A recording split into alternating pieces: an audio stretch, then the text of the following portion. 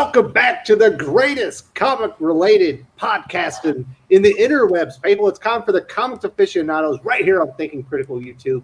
We're going to be talking about all new, all different DC comics. We got all the updates. We finally got the first solicitation for the new DC starting in March 2021. We're going to talk about the new creative teams. We're going to talk about some of the big revelations that we have as far as the characters, maybe some new price points and things of that nature. And I've got a wonderful panel to talk about all of this information. Joining us again, all the way out from, I believe it's California, is the comic book teddy bear himself, Jimmy from Comics Quirks. How you doing? You said California. I'm from Washington. From Washington.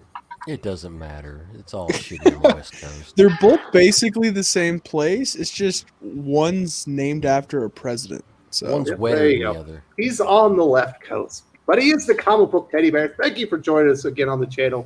Loved having you on last week. So I appreciate it, man. And I've never been called such nice words before. Normally I'm called like a jackass, but comic book teddy bear, I'll take it. If you want to be the comic book jackass, we can give you that intro as well. No. I'll take the teddy bear. Also with us hailing from the Midwest, the proprietor of the animated concepts of the newest, hottest comic book line coming to your comic book store and hopefully digital here in the very near future. Jermaine Dargan, how you doing? Doing well. Good morning, good people. Looking forward to this conversation. All new, all different DC. Let's do this. Should be very fun. Also with us That is the descending voice himself, the curmudgeon of Critical. Haley, how you doing? Merry fucking Christmas. I gotta tell you, it's just, if it wasn't bad enough with all the corona beer bug crap going on, just now they're trying to get us locked up in our homes over Christmas. This is just some bullshit, I tell you. But at least we got comic books to read. Yeah, this is all about the bad. There's some good stuff in DC. We're going to talk about all the stuff in DC. We're not here to talk about real world problems. You want that? You go over to Tim Pool and all that stuff. All right, Doc. You were sick last week. We already recorded This Week in X-Men, so you're getting a double dose of Doc's pimpin' ass right here on Thinking Critical this weekend. How you doing? Word. I'm here again. I'm alive. I'm not dead. You didn't have the Rona. Well, there you go. And last but not least is El Percherito himself, the Poobah of comics, fresh off of the hottest interview in comics with Jeffrey Thorne over there. I think everyone loved that one. How you doing, Perch? I'm doing great. Yeah, I can't complain. What's there to complain about? I'm on with you guys. It's a good morning. All's well. Yeah, that was a hot interview. You know what's weird, Perch? You got that sweet interview about the new Green Lantern creator. Where the hell's Green Lantern? No kidding. I mean, that would have been a nice. He revealed. He said so much I didn't think he shouldn't have said. Like he said, well, I'm not sure. He said things I was surprised he would say. But one thing that would have been nice to say is it's going to be out in April. Like that would have been a good ad. But he was a very surprising, very open guest, and I was thrilled to have it. Absolutely. Well, hopefully you can have him on again. It sounded like he was very opinionated, very passionate about comics. So even if we disagree with him, I like the passion. Yep. I like Hal Jordan, obviously, more than he does. But it sounds like the man loves his Green Lantern. Hal Jordan is the only real Green Lantern. Period. I'll tell you, if it's true, like we pick up this issue and Hal Jordan's treated like a good, respectable character and everything else, because his comment was, whether I like the character or not, I'm supposed to be a professional, write the characters to the best they can be. And if that's true, then that's really what we want out of people. We want the personal opinions to be set aside and do a great job of the comics. So I want to see what he's got in store. I came away very curious. So Ron Henry is feeling what you were putting down, Perch, with Jeffrey Thorne. He says, I'm feeling some hope for Green Lantern following that interview that you did on your channel. So you did some good, sir. I appreciate that his stuff head on. He didn't try and make it like one side is all terrible and the other wasn't. He owned both sides. That was nice. Perfect. So you ready to get into the all new, all different DC comics? Obviously, I'm being hyperbolic. They're not calling it all new, all different, and it's certainly not the exact same thing that Marvel did with all new, all different. DC Now. Well, DC Now would be a better name. I've got to be honest. We'll throw it to you first, because this name, Infinite Frontier, is What do you make of it? It's not inspiring. Well, I mean, as somebody pointed out, there's infinite DC universe that you could join that It is a existed. new app. Yeah, so it's clearly like infinite is their word, and I don't know what all's gone where, but I mean, it's not good. It's going to be infinite frontier, and then infinite challenges, and infinite hope, infinite destinies. infinite Steal that destinies. one from Marvel. Yeah, that infinite word is just going to be in our face for the next 2 years. So Oh, hope the you same like way it. the crisis normally is. Yeah, that's the only problem actually, because they've already done an infinite crisis. So if they, Thanks, baby. how are we going to get to? How are we going to use that one? But anyway, infinite is their word. They're going to be all behind that word. I don't know. What is infinite frontier? Is it just meaning that the continuity is fluid now and everything is possible moving forward? Is that what it is? Yeah, I mean, more or less. I think that's kind of the plan. I mean, you joke, but it really is all new, all different. It really is. It's a marketing label, and their marketing label is infinite, and they're gonna do a bunch of things. I think in the summer we'll get infinite summer, or who knows what, and that will be the thing. And I don't know. I suspect we will kind of forget that this name matters or means anything by the time March actually rolls around. We'll be like, oh yeah, that's the label they're using. But the comics are either going to be good or bad. I don't think it's going to mean much of anything. Like you said, it's intended to be like anything is possible, but anything was already possible. So this is just marketing. We got to just wait for their next event where they do the Infinite Gauntlet. There you go. There you go. Put that tie in. That'd be perfect. I was thinking Infinite Crises. Yeah. That's a good one. Yeah. Yeah. Infinite Mega Crisis, something like that. Infinite. I don't. Pele, have you been infinite reading kidney Dark Knight's Death Metal? No, I gave up. I on started to. It feels like Infinite an event. Like it already Infinite- started. Infinite It's- kidney stones. The It's, event that will not end. You Dark need Knight's to Death wall. Metal. Let it die already. Oh, so tired of it. It's and you know that it's bad. You know that it's bad when the customer's like, when's this going to be over? Are we, are we there yet? Is it over yet? And like, oh, I know, Timmy. I'm sorry. In fact, I explained it, death metal, to my friend the other day who doesn't read comics, and he was like, "What kind of bullshit is this?" Yeah. It's like trying to say that Spinal Tap is a real band. It's like it really is. It's like trying to explain to somebody what Spinal Tap is. It's like, well, this is a real story, but it doesn't really affect anything outside of what's going on in continuity. But it actually is continuity, and it's everybody just is absolutely is fucked up, but it's not going to make any difference. Oh, It's a Well, why should we mockumentary. read That's what this? it is. Yeah, it's like, why should we read this? You shouldn't. No, you shouldn't be reading this. Thank you. Bert, did you read the last Death Metal? Oh yeah. I mean, This is what I felt like reading the whole thing. I was like, man, this should have been over by now. Yes. Mhm. all the heroes fight the big Batman who laughs and continuously forever, and then eventually Wonder Woman will give up her life and it'll be over. Yeah. It really, it's oh, Jesus Christ. What's so bad about it is, what do you do when you start out a comic and you turn it up to 11? There's nowhere else to go beyond that. So they've been trying to get back to where they were when things were really cool when it launched off, and now it's just gotten stupid. It's gotten stupid to the point to where when they kill it and when it finally dies off, people are going to hate this so much that they're never going to buy anything related to death metal again. That's the way it is. That's absolutely the way it is. It is.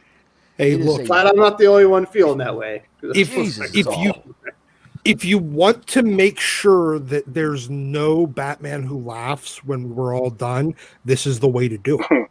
Oh, Because no one will ever be sitting there going, you know what? I kind of wish he'd come back. yeah. All these people out there that were sitting on that speculation book, the first appearance of Batman Who Laughs, if you haven't gotten rid of that damn thing yet, everybody else is laughing at you. I mean, this is a joke. Sell it now before it gets down to like 10 cents. All right, well, we're not roasting Dark Knights. Well, we are roasting Dark Knight's Death Battle. That's not the purpose of the talk conversation. We are in the Infinite Frontier in March 2021, but there is a character. Well, there are a few characters, but there's one character in particular that does not have an infinite destiny awaiting him, and that is one Wally West, because he is retiring. Starting in March, he's going to give up his life as being a superhero. He's going to concentrate on his family. And apparently, it's Barry Allen's world, and Wally West is getting out of the way. What are you thinking about this one, Comic Quirks? This made me kind of bummed. Is Didio still with us? I thought they fired him. He's not Ghost dying. of He's retiring. The ghost of Didio's past. So with this, I'm not really sure how that's going to work, because I think majority of Flash fans are Wally West fans. If not like a 50-50, it's a 60-40 Wally West fan. So I don't know why they keep beating him into the ground, man. Like, he's a good character. Everyone seems to like him. So give us a story where we could sit down and enjoy ourselves, not sit down and just think about the past like when Mark Waid was on the book for a bit. I don't know, man. That's upsetting, because I know a lot, even though I'm not a Wally West fan, I know a lot of people are. And he kind of seems to be the punching bag right about now. He's a redhead, so they've got to abuse the redheads that are like in any form of entertainment. So that's I'm serious. That's the way it is. It's just, he's a redhead. Well, we got to treat him like shit. It's sad. It really is. My favorite Flash by far, and he gets no respect. He's not treated with any form of respect whatsoever, and. I gotten to the point to where I just hate the character now, and sad. It really is. Yeah. So first, this isn't permanent, right? Like, this is just a story. It's totally different. I mean, so a couple things. Like, it's unfortunate. It's worse than what you're saying. So he's definitely not retiring. They're not gonna sweep him under the rug. The story is the redemption of Wally West, and he wants to retire. Barry Allen won't let him, but. Here's where the Future State book, because the Flash one is in the near future, so it's those that are in the near future seem to be the ones that we're going to directly lead to, where the current story is going to directly lead to that story. And the Future State Flash we're getting shows Wally West has been possessed by some kind of evil terror monster and is killing everybody and is a horror monster. So that's where we're going. We're not getting retirement. We're going to get Wally West turned back into a psychopath. So, yeah. Wait, so we're getting Parallax Flash? I mean, yeah, there you go. Parallax Flash. So it's weird, Purchase, the new creator, he said, this is the redemption of Wally West. They're redeeming the character so they can turn him into a worse villain. Yeah, there you go. Yeah. Well, I mean, so he's possessed in Future State, so it's somebody else using his body to do bad things, I guess, or we'll see when we get to the comic. But it indicates that no, they're not going to get rid of Wally West. He's still going to be around, but they are setting him up to be a super villain, killing off everybody. So, yeah, you win some, you lose some. Wow, I've never been so excited not to read that. Yeah. But they're doing that because there's a significant amount of us who care. Because my only problem with the way they're treating Wally West now is that, talking about Infinite Frontier, this all goes back to Crisis on Infinite Earths. And honestly, Wally West Flash was the only thing that came out of that particular experiment that lasted the test of time. He was the only, and not only just in comics, but across other media as well. So they're doing it for the sake of controversy and to get people involved by basically bagging the character. But the simple fact of the matter is that was the only successful outcome of what Crisis on Infinite Earths was meant to do. It was Wally West Flash. So for at least 20 years. 30 years, actually. Wait, so then what we need to do, apparently, is after Future State, they just need to bring Brett and Scott back to fix Wally again, because they only did it last year in Flash Forward. So they got to do Flash Forwarder. Infinite Forwarder. Flash. Infinite Forward. Yeah. Infinite Flash Forwarder-ish. No, I suspect in all this, I mean, I think we'll get a Wally West for the attempt to kind of, like I said, tie him into his family. They're gonna do some things in the ongoing series that really tries to at least appeal to what some of the fans have said. But I get the feeling, and I may be completely off base here, but I get the feeling like DC doesn't really understand why the fans like Wally West. They don't understand why people appreciate the character, and it confuses them. And so they kind of do these things, but I don't think they've got a good handle in editorial about why fans like that character. And so that's why we keep getting back to because he's a three-dimensional, fully fleshed out character. No, I mean, exactly. This was a guy that basically we all grew up with. Right. He was in the shadow of Barry. First, he started off where he wasn't as fast as Barry. Then he resolved all of his issues of living in Barry's shadow. He grew up to have a family and integrated that into his superhero life well. He was just a character that just kind of came beloved. I would almost argue he was a successful version of Peter Parker. I mean, he just wasn't as annoying. And I'm not a huge Spider-Man fan, but to me, he is definitively the Flash of a generation. You can't get around that. Yeah. Well, you know what, Perch, you could have stopped with editorial doesn't understand why comic fans the end. They don't understand anything about what the actual readers want on anything. It's not even Flash. It's not just Wally. It's just comics. They don't understand what readers want. Yeah. I almost feel like when they do something everyone likes, it's like an accident. They keep trying to recreate it, and they don't know. Like, I don't remember that key ingredient.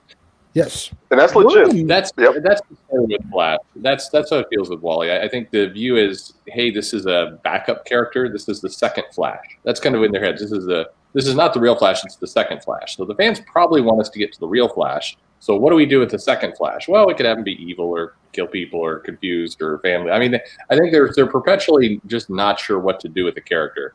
And I think Jason taught it.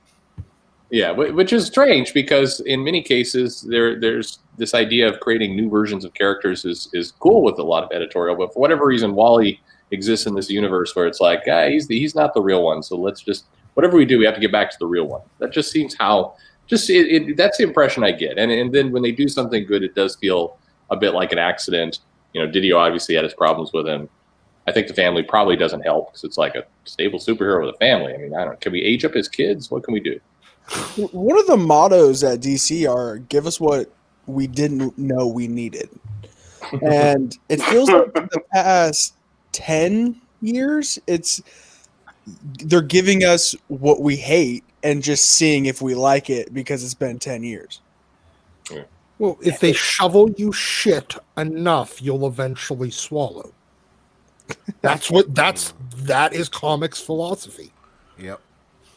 It is. We'll give you what sadly we enough. want you to eat long enough. They don't think that the option of stop fucking reading is actually on the table. I haven't had a coffee this morning. Y'all know better than that. It's not. You know, some people, I mean, and this, I'm going to go back to the Jeff Thorne interview that Perch did. It's like at the end of the day, and I've said this on the show many times, if you guys want this stuff to stop, then stop reading it. That's why they killed Barry Allen off in the first place. Nobody was reading Flash when he got killed off. Sorry, that's just a fact of life. That's why Wally West was able to walk through the door in the first place. It wasn't selling. It's at a certain point, if you want these books to die or these versions of these books to die, stop buying them. But it's like somebody's keeping it going. No. Except for the fact that we've tried that. You can look at half of Marvel and half of DC's slate of especially replacement characters that nobody buys, but they keep rebooting them. So I'll give you that because Jim Lee did say that at least 25% of the DC line either wasn't making money or was barely breaking even. So I'll give you that. There's definitely evidence. Yeah, they will still publish things that don't make money just because they want to publish them. I can't deny that one. That one that came out of Lee's mouth. Yep. 25% of their line is either losing money or breaking even.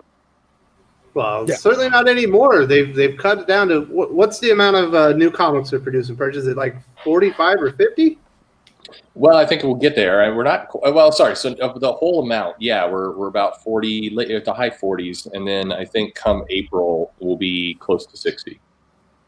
Yeah, so there was a bunch of titles missing. We'll kind of get to that here in a bit, but it's just too bad that every time they bring Wally West back, everyone's happy, and then they just kind of torture his fans over and over again. Sounds like everyone's in for the latest round. But we did have some what I think is pretty good news. I'm going to throw this one to Pele because you've been a very outspoken critic of Brian Michael Bendis' Superman. Philip Kennedy Johnson, who's working on The Last God. I'm a huge fan. I know you're a huge fan. I think Perch is a huge fan as well. He's going to be the new writer on Action and Superman. I know. I'm personally very excited.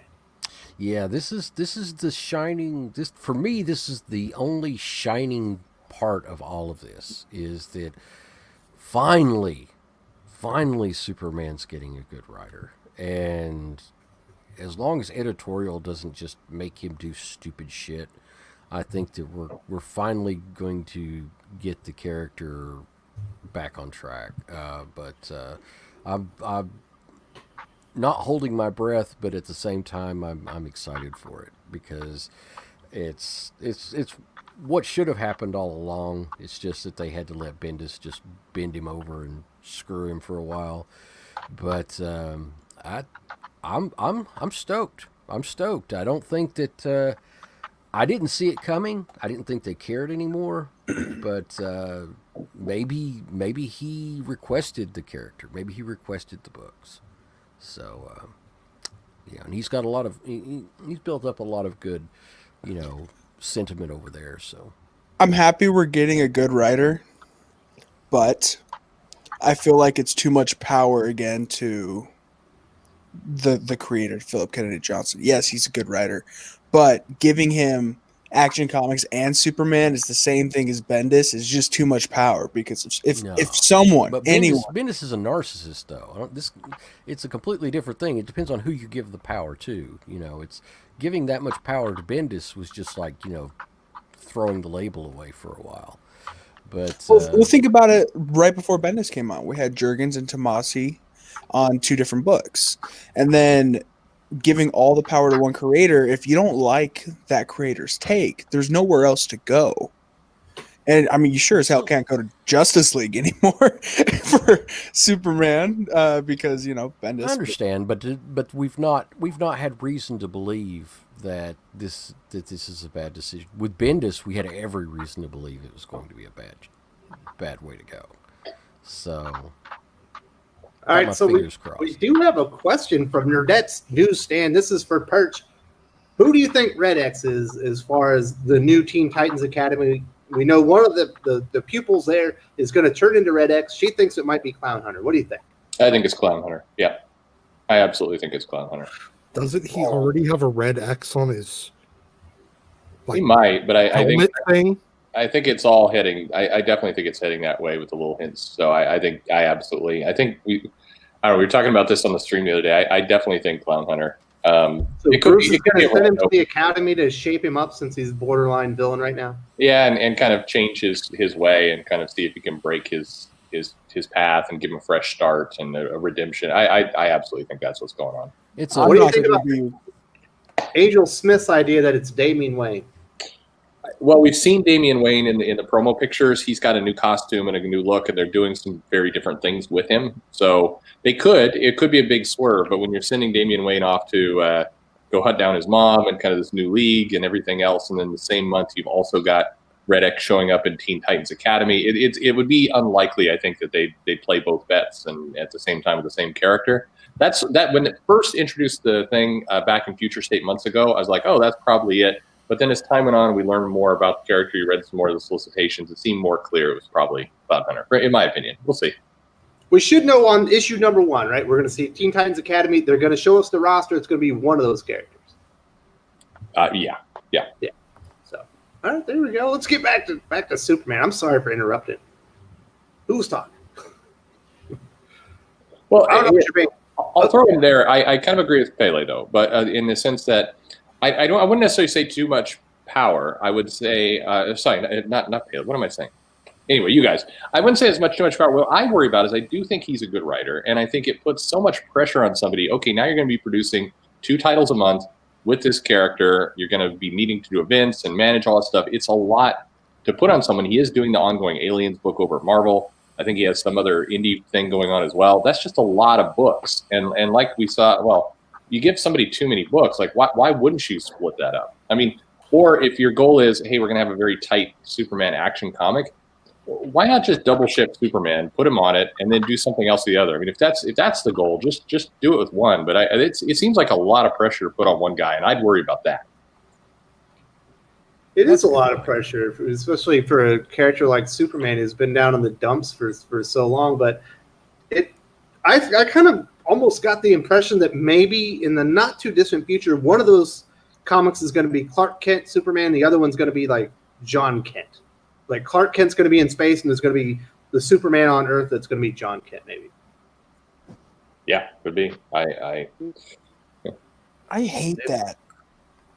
I hate that, man. Can't we just have my John Kent be back to normal? John Kent is probably the best legacy character in the past 10 years, and we only got like 4 or 5 years of him as a kid. What? You just took away less than 20 years of actual storytelling just because you wanted him to join Legion. And I'm a Bendis fan, but that's a slap in the face. Why do you think they felt like they needed to age him to get him to Legion? I'll just ask a question. I know the Legion are typically older characters, but did they need to age him to have him hang out with the Legion? He's super powered. Couldn't you have like him and his kid? He's already hanging out with his dad. He's doing adventures like that. I didn't see the need to actually age him, other than the relationship. They could have come back in the future, like when he was 17. They could have done a 2-issue arc where they come back and grabbed him. Yeah, sure. Lots of ways to get around it. I don't know. I didn't see the aging really mattered. The thing is, though, that was the cartoon show. The Legion are teenagers, and he was too young for the Teen Titans. But the flaw behind aging him up is they're from the future. 1,000 years in the future. They couldn't go back instead of 1,000 years prior. They couldn't go back, what? 988? Yeah. We're never going to get they're never going to age him backward, but with any luck, we'll get at least some story set in that period. But I would have liked to see them keep him at his age, have him have the adventures of the Legion, but then Legion get this younger but arguably most powerful character hanging out with him. That would be a really cool dynamic to expose. You get this very different element that we haven't seen from the Legion before. Aging him up almost took away some of that uniqueness. I think they missed an opportunity to do something new with the Legion. Oh, I see Joe is just saying the same thing. Yeah, exactly. I think that there was no need to age him, and you could have had something pretty cool going on with the Legion. I think it was a missed opportunity. You know what? They can de-age him. They can. They won't. But they could. What I mean is they can de-age him by saying that the one that has been running around now and in the Legion book is actually one from 8 years from now, and the actual little kid version is still in our timeline. Well, they had him return back a couple times already, so I don't know if that could work. They could say he's from a different multiverse, like they're doing basically with Lois Lane in Action Comics. I mean, what if the Crime Syndicate book they're coming out, it's a limited series, what if in the final issue of that, it's revealed that there was a plan that Ultraman had, that they swapped out John Kent and they sent the evil infiltrator of John back, and they've still got the young one trapped, and that's how they end this limited series to set up a Superman event where we've learned that it's a spy. What if they did something? That's not a genius storyline. What if they did something like that? That'd be tight. I'd be all right with that.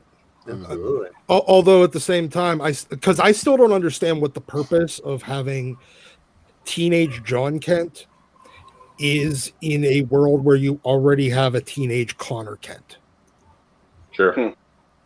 I don't understand what the point is. of In the Suicide Squad now.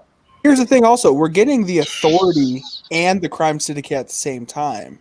There's probably something bigger going on besides just, we're getting these teams back. No, there's definitely something bigger going on. Oh, I forgot that they were doing the Authority this year. Yeah. Right. So I can watch So- DC ruin that too. Harley, I'm not sure if you read the interview from Philip Kennedy Johnson with the Hollywood Reporter where he talked about his plans. He said I think he was just being cordial, but he did specifically say everything that Bendis did stands, and we're going to use some of his storylines, specifically the relationship with John. It felt like Bendis kind of ruined, to be completely honest. Do you think he's just being nice, and they're really going to undo? They have to undo some of that damage that Bendis did to the line. I think he's just he's just blowing sunshine.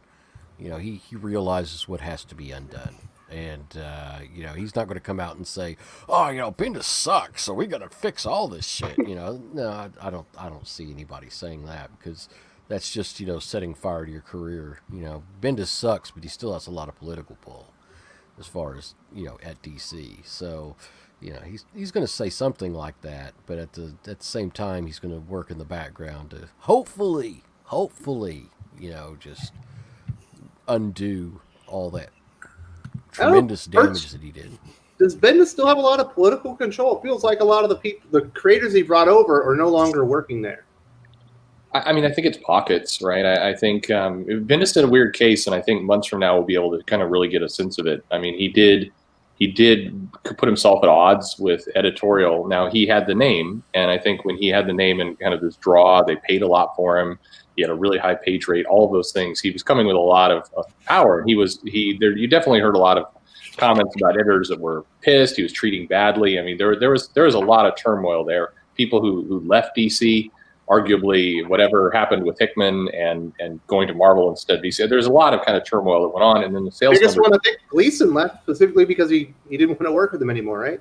Yeah, and that's what we heard. And then there are others. I think a lot of the people who did depart were citing Bendis as a reason, at least on some level, or at least quietly.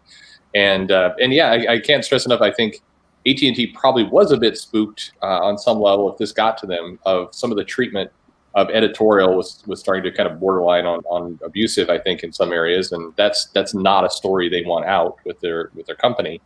So I don't know. I mean, but he still has a name. Obviously, his name is a draw somewhere, and he holds that political clout. So I mean, I think he still has some power, but I think it's very muddled and very strange now, and definitely with Didio leaving, I think that didn't help his overall standing. But I mean, of course, he's on Justice League, so. He's not a nobody. He's still got some pull, and I think it's going to be a very weird year to see how it plays out. So speaking of Justice League, we might as well go over there. We can talk about him kind of at the same time. I know Jimmy. He's like, is he your favorite writer? He's one of your favorite writers, right? Oh, he is my comic god. Well, there you go. And you're not being that Marvel. You are a Bendis freak. Oh, hell yeah. Are you excited for him on Justice League? He's had much more success on team books in the past. It hasn't really worked out at DC. He had that Leviathan book, but that wasn't good. Do you think this might turn the tide as far as his reputation at DC Comics? I think it will, because if you look at the team, it is the most Bendis lineup I have ever seen in my life. Oh, yeah. They have the Karate Kid on there? Mm-hmm. Yeah, you got Hippolyta, Green Arrow, Black Canary, Superman, Batman. Who's the other one? You got Naomi, his creator own, and Black Adam. Like, this is the most Bendis thing I've ever seen. But I talked about this on my channel with Eric Breen, and I think this could be good because if you look at his track records with team super titles, like. You got his Avengers and New Avengers. His New Avengers is one of my favorite runs of all time. And then you go to Defenders. People seem to like that. You go to Guardians of the Galaxy. It seemed like 70% of people liked that and 30% hated it. And then you go to like Young Justice. I happen to like it, and I know a lot of people didn't. So that was split. And everyone, I think we can agree, everyone hates Legion. But I seriously think the track record shows he's better with a team book because we don't get all that Bendis speak from everyone, unless of course it's Legion. But Legion, yeah. It seemed, and plus this is like we're starting from the beginning because in New Avengers when he took up that book, it was like the beginning of something, the beginning of the Joe Quesada and Marvel Knights era. And right now, we're starting something new. We're the infinite frontier, or whatever Buzz Lightyear lives. And I feel nauseous. and we're an infinite frontier, and this is like a brand new era. I feel like this could be the best book that Bendis did, and I loved his Batman universe, but this could be his best book at DC if he plays his cards right. But I feel like I know right now that he's not in his best years are behind him, and that's upsetting. And I'm going to say this. Go ahead. I'm going to say this. My final thoughts on that. 50% yes, this will be fantastic, or 50% this is going to be the worst thing in the world because he's on Justice League, and now instead of being over on Superman where he has a lot of control, he's now has a lot of control on a lot more characters. Yeah, but the thing with the New Avengers was that seemed to at least be inspired, and at least inspired by a fanboy moment of reading Avengers when that was that cover that he referenced where it basically had all these characters that would have never been on the Avengers at the time in that era, and that informed or inspired the creation of that New Avengers team. With this Justice League team, we know the obvious reason at least two of those characters are on there, which is film and TV show. And then there's other random smattering of characters where it's just like, okay, Superman, Batman should be there. Maybe Aquaman, because Aquaman 2 is coming out soon or whatever it is. But it's just, it doesn't feel inspired. It feels like it's just very corporate and merchandise driven, which is not a bad thing. But at the same time, it's like, I don't think it has that spark of inspiration that New Avengers did. The New Avengers was such a huge different lineup was because it didn't. The old book on everyone who was normally in the Avengers, it didn't sell. They had to switch it up somehow. And plus, he just got there. He was like 3 or 4 years in after being just a strict indie creator, so he could like break the walls down and do anything he wanted, sort of thing. When he took over Avengers, it was him turning the Avengers into Marvel's Justice League. Because Marvel didn't have a Justice League. They didn't have the closest thing they had was the X-Men. But with in their core books, Avengers was always, I mean, literally from its inception, was half of the team is people that can't carry their own book. Yep. And whereas, especially Morrison era Justice League with putting the Big Seven, that was kind of his idea, except for he used, some of the main, kind of core Avengers, but he also picked up a lot of other ones with adding Spider-Man and Daredevil and Wolverine and the Sentry to essentially make them Marvel's Justice League. Whereas this feels like he's turning DC's Justice League into Cap's quirky quartet. I don't know, like man. the Detroit League. Yeah, or Justice League International. I like the it's Detroit going to be League. something new, not just for like either for better or worse or whatever like that, but like I feel like this could be something we haven't seen before. Like when I wasn't there for this, but hear me out. When Grant Morrison took the book, everyone was like, okay, how is this going to go? Because Grant Morrison's known for like having these weird out of the world ideas. And with Bendis now, it's like he's got these ideas. It's just, can he execute it? It's normally the dialogue that gets in his way and the pacing. What are your thoughts, Perch? Are you optimistic about Bendis on Justice League, or do you think the best days are kind of in the rear view? I think the best days are in the rear view. I think that Bendis has a style, and we've seen that style a lot. And there aren't new tricks coming out of that bag. I mean, that's why you've seen diminishing returns from, his New Avengers work, which was kind of fresh. It was different. People weren't expecting it. The dialogue was snappier. It was kind of a Joss Whedon style, and it was a little bit newer. And then you had other writers copy that style, and then you had Bendis kind of copy himself. And I think you saw the law of diminishing returns. I think the Guardians' reaction was a little bit less favorable than you mentioned earlier in terms of kind of attention. But then you had that X-Men run that was not very well received. and so I think I think he needs to find his own new tricks. Frankly, he does do better with team books, so I think the odds are he'll do a better job with this than his Superman. But at this point, he needs to reinvent himself a little bit. Like the healthiest thing for Bendis would be a nice year break, go to the Indies, try something new, get some new tricks, come back. That would be healthy. I mean, you know, in terms of his team, I think it will be. I think we could pretty much write the comic right now if we sat down, you know, of what's going to go on. I think there's going to be, you know, Naomi's going to walk in. She's going to be very wide-eyed, like, oh my goodness, I'm with all these people. It's so amazing. And then there'll be like several paragraphs, and then there will be like some new threat, but they'll easily defeat him. But the person who defeat him will be the new people, which will shock Superman and Batman. Like, hey, look at the, and you can kind of play out what this is going to be. I would love to be surprised, and he actually, frankly, or being really, really terrible in a new way, or great in a new way. I just want a new way. It's whatever you do, please don't give me a book I could write this morning for the next 2 years in advance. Just give me something new and surprising, and somebody like letter it less. Like, please don't let him torture the letterer this time. It's crazy because, you know, his Action and Legion come out like the same week. And if you open it to the first page, they almost always look identical. There's a big ass face, and then there's 2 columns of nothing but dialogue that are trying to like catch you up. And it's it's Yeah. It can't be a parody of itself, and it reminds me of, this will be old man talk, but like there was What the, and some of these parody books that Marvel used to do back in the late 80s, where you have these kind of and they'd make fun of Chris Claremont. Like they'd have like a 3 or 4 page story and be like, I'm Wolverine, I'm the best there is at what I did, and what I did is make statements and walk around looking angry. And at this point, Bendis is kind of parodying himself. It's like you open his book and he's writing his own jokes about himself at this point.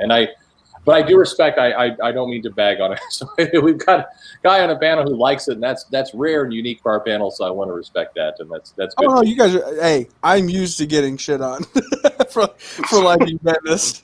And by the way, no. To Breed's question, no, the letters are not making more money. So that's even they worse. don't get paid by the letter.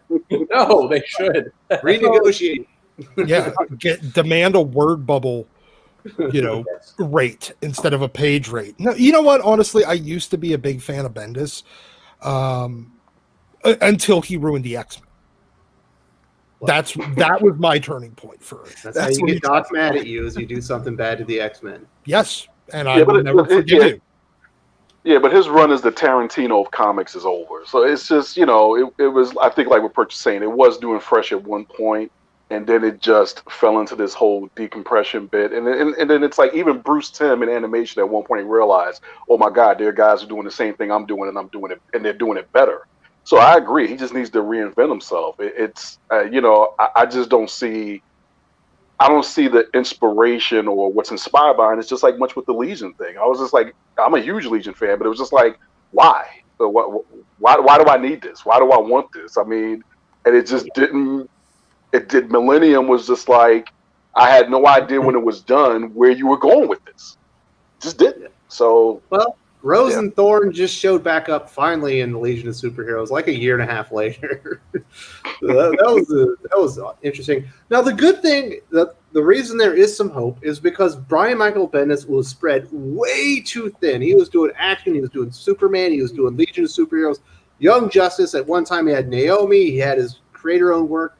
He was doing way too many comics. Now he's on Justice League, and I believe he'll still be on Legion of Superheroes. So there's an opportunity for him to maybe, you know, get in those scripts, get the first draft and go over it a few times, maybe tighten things up a little bit. Now, do I see that happening, Jimmy? Not really, but he's got the opportunity. Oh, here, let me say something. His Young Justice just ended, and it had David F. Walker as a co-writer. And when he joined, it was a huge step up. I think it was around issue 14. It did help, yeah. It had a huge step up. And so the best case scenario for quick interjection would be to bring on David F. Walker. I don't think it's going to start with him on it, but I do think because he does add books. He always does 1 a week, if not 2 sometimes. So after a while, when like he gets more books, he's gonna need someone to help him out. So he's gonna bring on David F. Walker. And I'm telling you now, if you see David F. Walker on the Justice League title, you will know it is a step up. How bad is it then that modern Bendis needs David F. fucking Walker, who is an atrocious writer on his own? Christos Gage is busy with other things. Well, Christos Gage is actually a competent writer. David Come on. Walker isn't. Wes got my joke. Come on. I got it. Yeah. Damn slot. What's wrong with David F. Walker? No, He's an incompetent writer. Everything he's ever written is trash, dude. He's Vita Ayala and Tinny Howard. Oh, That's wow. rough. Right. Ouch. Ouch. Wow. Sandpaper much? Have you read Doc? You read Bitterroot? No, I absolutely have no interest in that. After his Nighthawk, I'm like, fuck you. Bitterroot's pretty good. Nighthawk is still a character. I thought they scrapped that like years ago. I love Nighthawk. The original one. No, this is when he was evil, racist, black Bruce Wayne. Oh, okay. It's about the Squadron Supreme one. That Max one. Okay. No, yeah, except for it was him in our world. It Mhm. was fucking terrible. So the worst thing about all this probably is that David Marquez is going to be the artist. He's awesome. Yep. And all of his art is going to be drowned out. Like Yeah, might be put a good artist on a Bendis book at this point. Like, find an artist who doesn't like to draw backgrounds. At the very least, like get somebody who can do that. But you know, Why don't maybe you put Liam Sharp on while you're at it? We'll just lose all that detail. Yeah, it's a sad. You know, one positive for Bendis, I will say, is that he improves when he's doing less, and due to I think his page rate, DC is not going to give him, you know, multiple titles at this point. They can't afford it. So they are not going to put him on multiple books. Hopefully, So Legion of Superheroes is over? I think he will be wrapping up his run. Haven't heard anything, but he will be moving off that book. I've heard comments from a couple of people that his page rate is insane. They're not going to pay him to be on multiple books, and if they're not paying him to be on multiple books and he's slimmed back down, I think Bendis does do better when he's on less. And so maybe that's something. That's a glass half full way of looking. Bendis has a page rate. What's that? Bendis has a page rate. I thought they get paid by the full script. Oh no, they get paid by. There's absolutely a page rate. Yeah, absolutely. Oh wow, okay, that's kind of scary to think about. Yeah. Well, you can see why he would want to do 5 or 6 comics in a month, though. Well, yeah, you'd be clearing like $250K. I looked up his net worth. He has about $3 million. Yeah, he's doing okay. So hopefully, he turns things around. It's an interesting team. It feels like it's playing to Bendis' strengths, and we'll see how it goes. I do not have the utmost faith, but I will be covering here on the channel because, Bendis is part of the brand here, It is. If you haven't watched my Superman 28 video, you can see the point where I just had to admit, I don't know what happened in the comic. I'm just not certain. That's your Iron Man 2020, yeah. This is what I think happened, but I know that's not actually what happened, but I'm trying to work things out. So we've got some more changes going on at DC Comics, as far as character changes, and we're getting a new Swamp Thing. I was exceptionally excited. I thought the best creative team they announced with Infinite Frontier, that's such a lame name, was the Ram V Mike Perkins Swamp Thing pairing. It felt like the right writer, the right artist on the right character. But now it's not going to be Alec Holland. It's not going to be your traditional Swamp Thing. It's a new version of the character. I don't know. I might have been too harsh on that in my video when I talked about the solicitations. I still don't like it. Apparently, it feels like Alec Holland's Swamp Thing has a very unique origin story, specifically when you go back to what Alan Moore did when he kind of rebooted the character. Like, how do you get a new Swamp Thing? It doesn't make sense to me. Or is Pele gone? Pele's gone. I had a great character. Great question. Perch, I guess I'll throw it to you. Is there room for a new Swamp Thing? I mean, if it's a good story, sure. I mean, I think that's going to be an easier character to fit in than others. But I mean, the Swamp Thing we see in Future State is Alex Holland. I'm relatively sure that was in the solicitations. The Swamp Thing we're getting in this mini Yeah, series, he like took over the world or something. yeah. So I'm curious how they're bridging from point A to point B, or what's going to go on there. I don't know. In terms of all new, all different Infinite DC. I wish. See, there you go, Dominic Powell. You're with me. I wish that they would have gone Alex Holland. I don't think now's the time to be throwing in some random new version of the character. I wouldn't do it. I mean, I think if it's a good story, there's room, it will work. But I would have gone with the classic personally, just to kind of reestablish the character exists. I mean, they had some good build up in Justice League Dark. I would have done that. I think it's the wrong time. I just can't wait for them to do, sexy teen Twilight Swamp Thing like they did with Lobo. Well, now you speak my language, Doc. Are you sure that's what's going to happen? It wouldn't shock me. This is fucking DC. It's going to be called I Am Thing Swamp. Okay, I'm back. Sorry, nature called. So, I thought like the new Ram V Swamp Thing is going to be so badass. I don't think it can be Alec Holland. We've got. I think it could, man. Ram V's a good writer. The art, on the other hand, the character is like a god, and you've gotten to the point that it's so hard to write for characters that are just godlike. I mean, Superman's one thing, but he has his weaknesses and he has his morality and stuff like that. But God, I'm telling you, they're going to have to revamp. There was a couple of good runs. It was for like the Walmart 100-page giants, whatever. Now but they weren't running continuity stories. Those were kind of like in their own little. I think they are continuity. That not particularly. If you look at it too, like there's a couple good runs. The Mark Russell surprisingly had a good run. It was about, I think it was 6 issues, maybe 8, and it was surprisingly good. It felt like a homage to Alan Moore's run with the corporation part, like probably issues. What was it? Alan Moore's like 20 to 23. Yeah, but what I'm saying though is if they run in according to how the character is in Justice League Dark, and they try to run like say a corporation type storyline or something like that. He crushes the corporation in 2 pages and then sits around and talks to himself for like 24 pages. It's literally he's that level of power now. So they're going to have to scale him back. They're going to have to go with a different character. They're going to have to do something different rather than just go forward with the character. So and it also looks like Ram V's turning Swamp Thing into a villain or a bad guy because he gave him like the satanic goat horn sort of style, and that's not who Swamp Thing is. He cares for the green, and if you're making him evil, that's kind of not. Well, he's getting to the point where he's had it with humanity.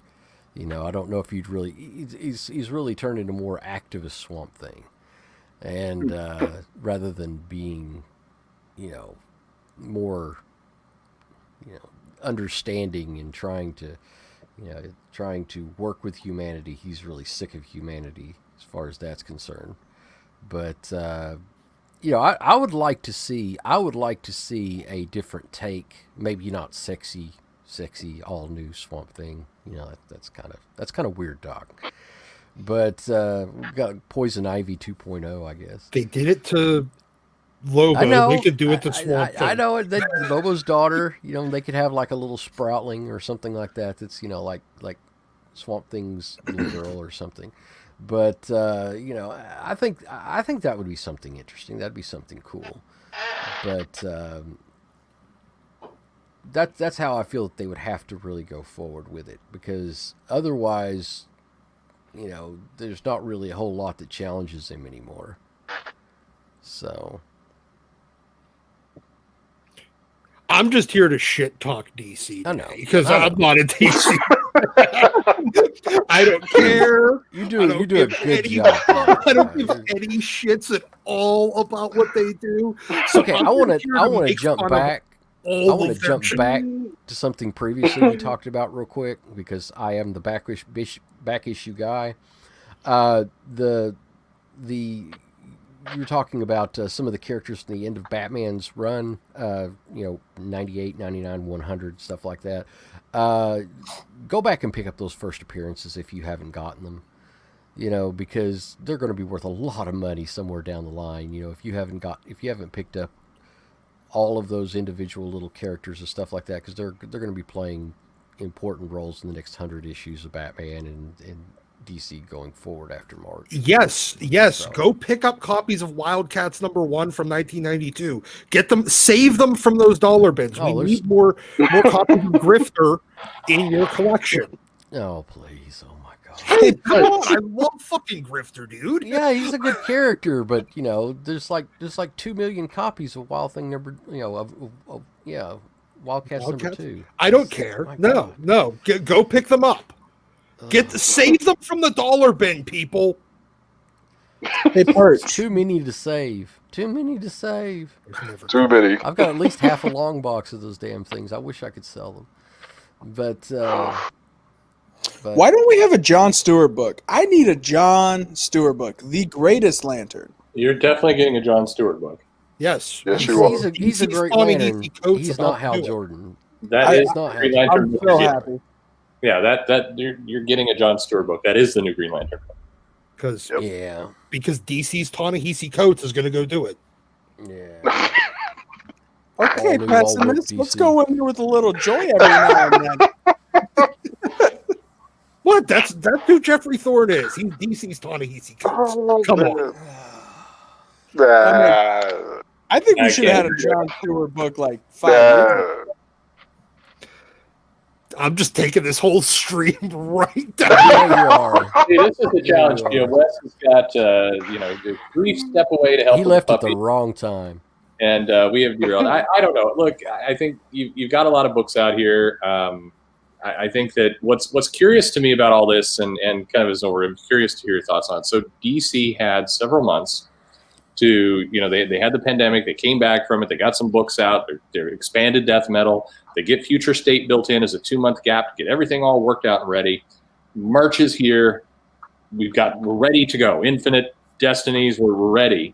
And they kind of gave a half message. It's what I've been complaining about. And I know Wes has been complaining about with me as well. You had all this time to get it all queued up, and yet we get here and there's no Aquaman on the books. You hyped up Green Lantern, but apparently that's in April. There's a lot of questions about what's going on and why do you think, with all this time to prep and plan, this launch feels a lot less like a launch?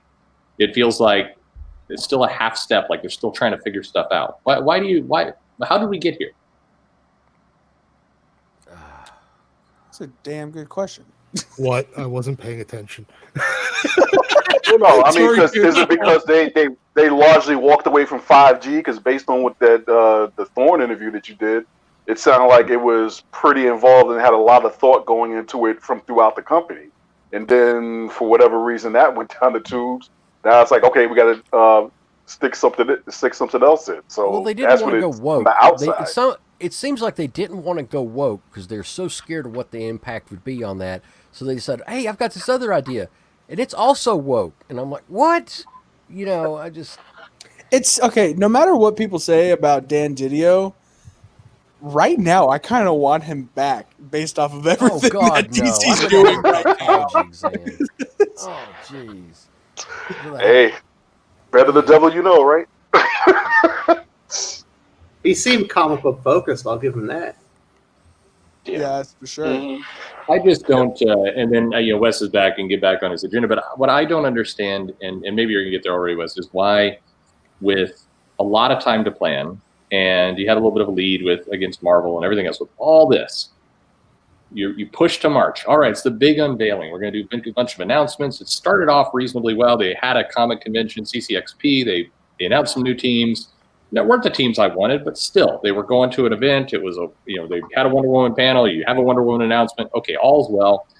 And then from there, the announcements get super haphazard. Like I was told directly, hey, we're going to drop something on Monday. Then Monday morning, it's like, oh, it's going to be Wednesday, I guess. I was like, wait, well, you guess you're in control of this announcement. Like, you tell me the day. What are you doing? I had some news that I had an embargo on. And then at the last minute, they said the embargo is going to expand by, we're going to extend it out 24 hours for no apparent reason. That just doesn't happen. It's weird. You have Tamara Bonvillain go ahead and tweet out the new Justice League team and then have to delete that tweet because it was ahead of time. I mean, it just what are you doing? Like on some level, like, is there anybody there from like a marketing side who knows how to handle a launch? Because you had this moment to redefine your product and you didn't. That's very strange. Very strange. We're right back to their office being a bunch of incompetent fools.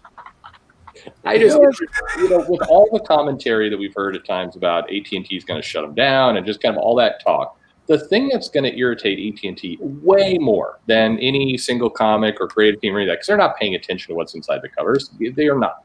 But what is going to irritate them is if their PR, their messaging, and that kind of stuff is such a clusterfuck that they can't even tee up their brand synergy well. That is what is going to get people's attention and get them pissed. Wasn't that what Daniel Cherry the Third, or wasn't that his specialty? Yes, he's the marketing guru. Exactly. And I will say, you and I were both cautiously, I think, optimistic about parts of it, but we were on the fence. We weren't sure where it was going to go. But his background was in marketing and doing these launches.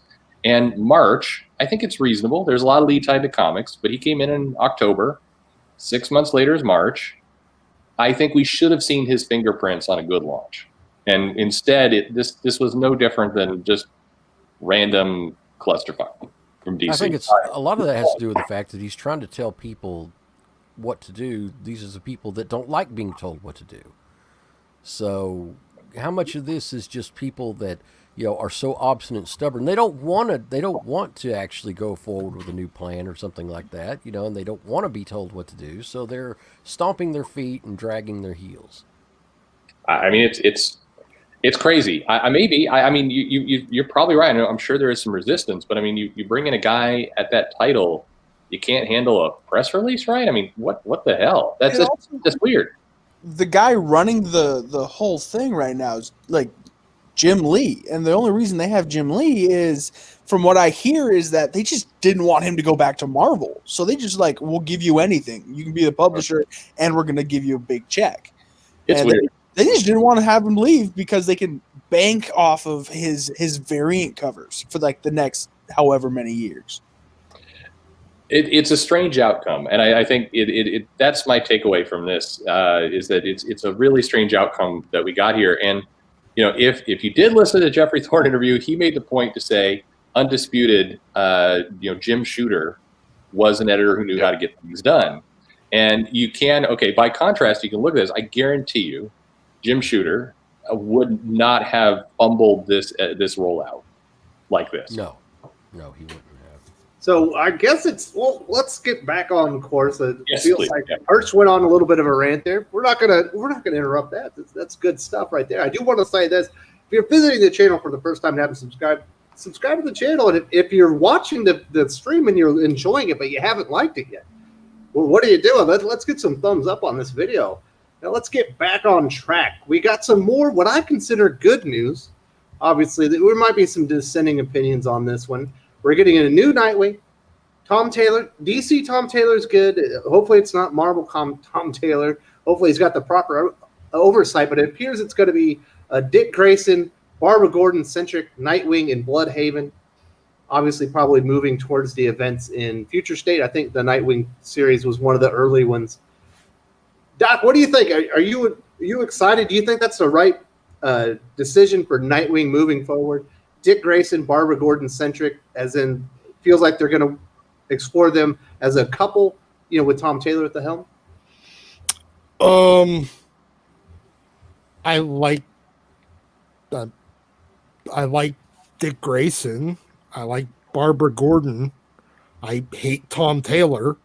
So no, I think this is a terrible decision. No, I mean, like the concept behind it is okay as long as we're not getting Antifa Batgirl. Yeah, that's the problem. I mean, are we getting the Cecil Castellucci Antifa Batgirl, or are we getting like normal Barbara? But no, having a Barbara and Dick,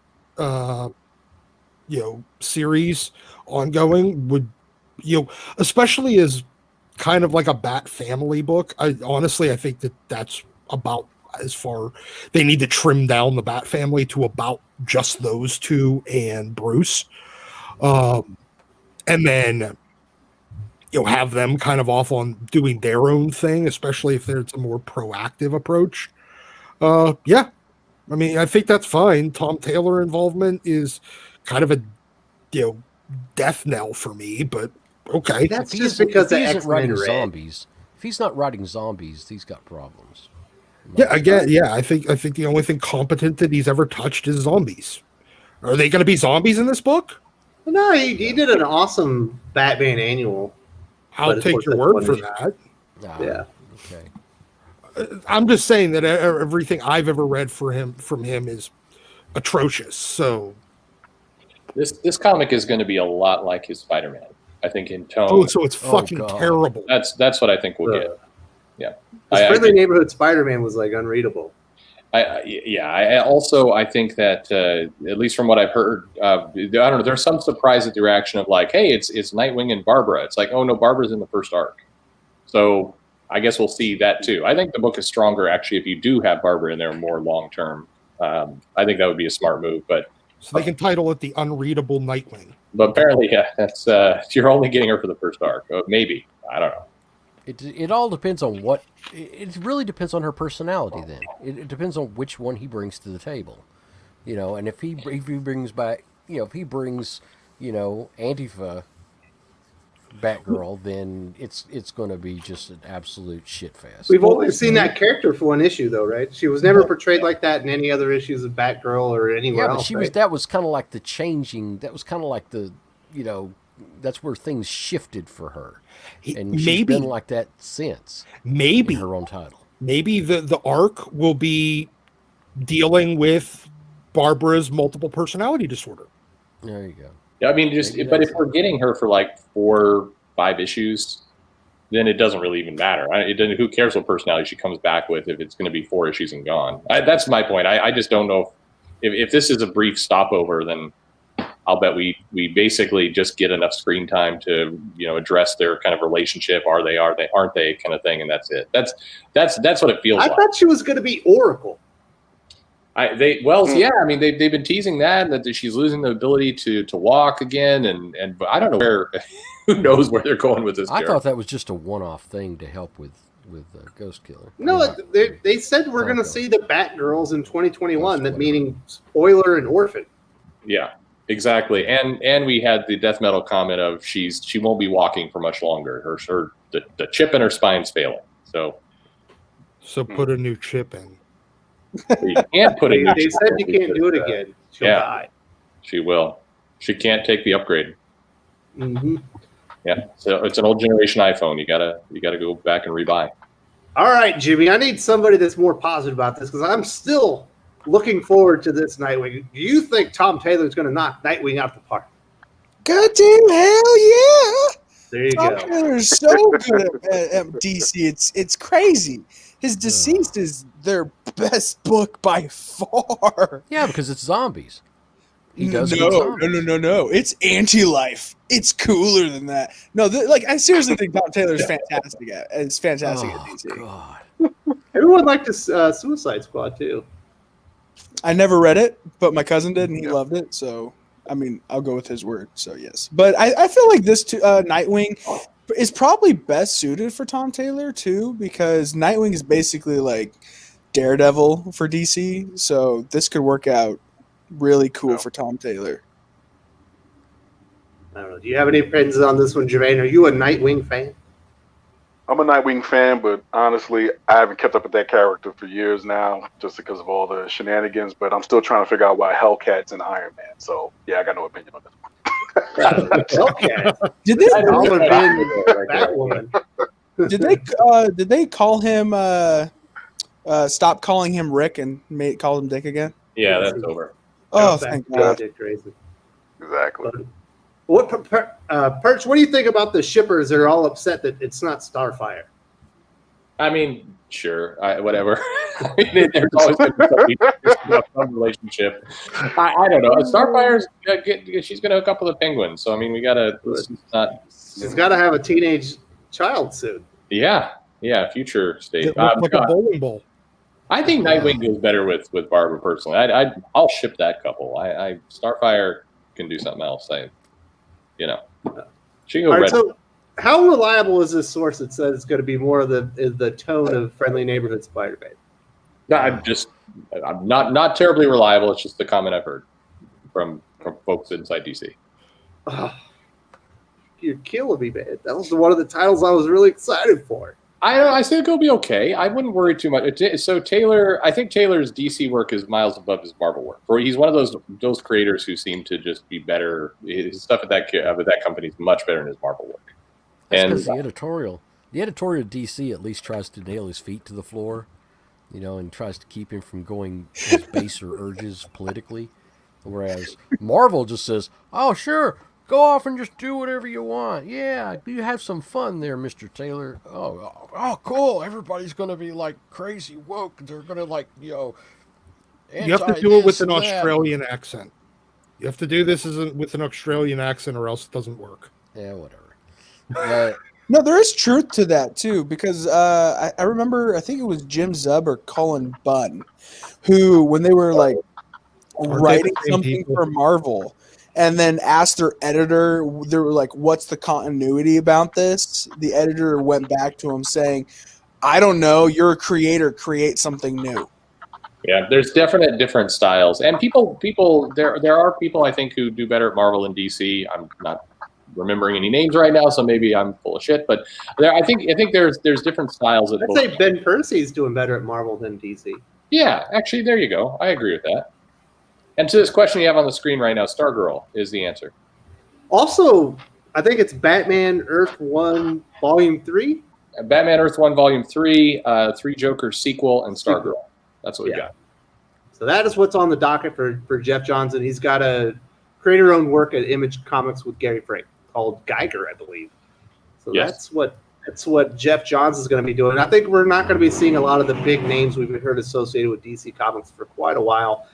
We probably hit the Dick and Babs stuff enough. Let's go to an interesting development. I imagine this is going to be coming out of Dark Knight's Death Metal. We know Diana Prince Wonder Woman is leading the charge against the Batman who lulls, the most powerful character in the history of comic books. I imagine she must be dying. Pele, maybe I'm crazy here, but why is Diana Prince, the Amazon, going to end up in Valhalla when she dies? It doesn't make any sense. I guess because she's a warrior, and that's where the warriors go. But she's not a Norse warrior. That doesn't because all mythology is exactly the same. Because it's badass. Yeah, it's the concept that all great warriors when they die go to Valhalla. So I don't know. It doesn't make a lot of sense, but I'm trying to figure out what would be the mythology then for Amazons. I mean, do they have like a? I guess Olympus. Yeah, it'd be Olympus. Olympus, yeah. But so just to throw in here, the premise is that she's not supposed to wind up in Valhalla, and she doesn't know why she's there. She shouldn't be there, and that's kind of the mystery. So why she wound up there? For what it's worth, somebody hijacked her. That's the whole pitch. Yeah. Yeah, she went. Is this going to tie into Endless Winter? No, I think Endless Winter is definitely tying into how Black Adam and Hippolyta get onto Justice League.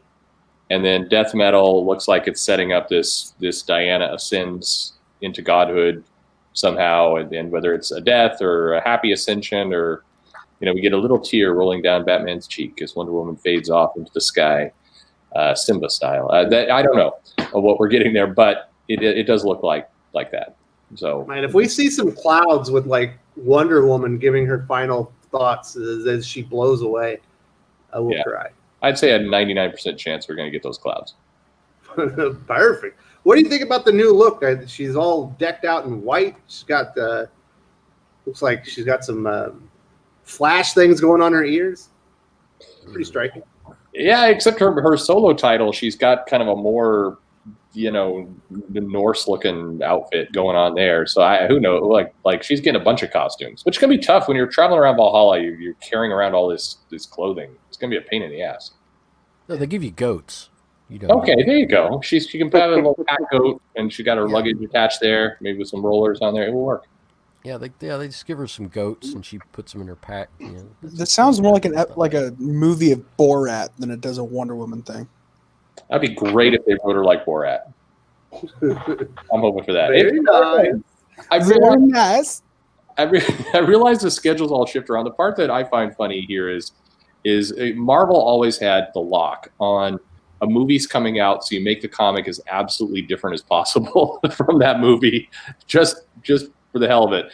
And here, now I do think DC was trying to align the comic book with the movie, with what you had Tamaki doing with Max Lord in the book and everything else. They were trying, but the schedule slipping again. We are getting a pure Marvel moment of, as the movie comes out, not that people are going to do this, but if they were going to the comic shop, like, I want to see some Wonder Woman, they're going to be picking up a book where she's dead in Valhalla. It's like, way to go, guys.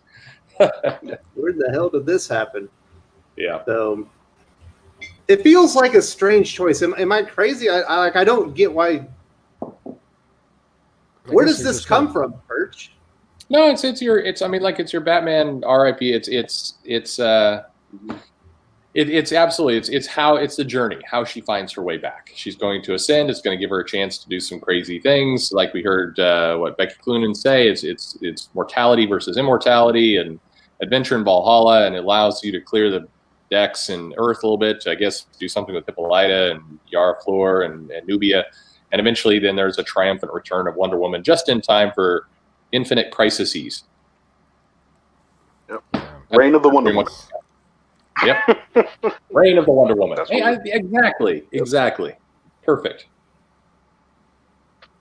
So what the other titles, obviously we have Wonder Girl coming out. We haven't seen that one. Do you think this is to give Yara Flor more of a spotlight in the DC universe? Because it sounds like she's going to be doing her own thing. Yeah, they need. Yeah, they're gonna be showing that butt, I think. So, I think that's going to be a teenage character though, because it's Wonder Girl. All right. 18's all right. No, I think like girl. Someone just caught a case. Yeah.